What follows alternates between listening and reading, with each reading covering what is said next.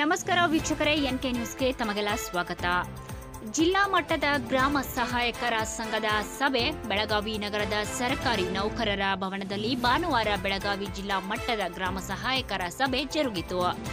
ಬೆಳಗಾವಿ ಜಿಲ್ಲಾಧ್ಯಕ್ಷ ಮಹಾದೇವಪ್ಪ ಇಂಗಳಗಿ ಮಾತನಾಡಿ, ಕಿತ್ತೂರು ರಾಣಿ ಚೆನ್ನಮ್ಮ ಅರಮನೆ ಮೈದಾನದಿಂದ ಬೆಳಗಾವಿ ಸುವರ್ಣಸೌಧಕ್ಕೆ ಡಿಸೆಂಬರ್ 12ರಂದು ಪಾದಯಾತ್ರೆ ಮಾಡಿದಾಗ ಕಂದಾಯ ಸಚಿವ ಕೃಷ್ಣ ಬೈರೇಗೌಡ ಕೊಂಡಸಕೊಪ್ಪದ ಪ್ರತಿಭಟನೆ ಸ್ಥಳಕ್ಕೆ ಆಗಮಿಸಿ ಭರವಸೆ ನೀಡಿದ್ದರು.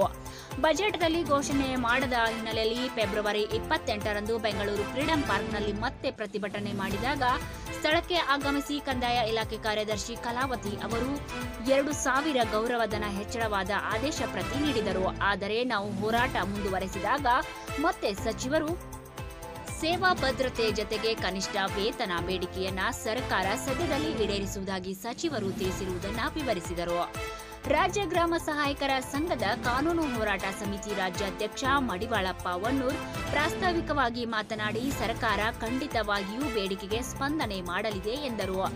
ಜತೆಗೆ ಅತಿ ಶೀಘ್ರದಲ್ಲಿ ನಮ್ಮ ಹೋರಾಟಕ್ಕೆ ಫಲ ಸಿಗಲಿದೆ ಎಂದರು. ಜಿಲ್ಲೆಯ ಎಲ್ಲ ತಾಲೂಕಿನ ಅಧ್ಯಕ್ಷರು, ಪದಾಧಿಕಾರಿಗಳು ಈ ಒಂದು ಸಂದರ್ಭದಲ್ಲಿ ಉಪಸ್ಥಿತರಿದ್ದರು.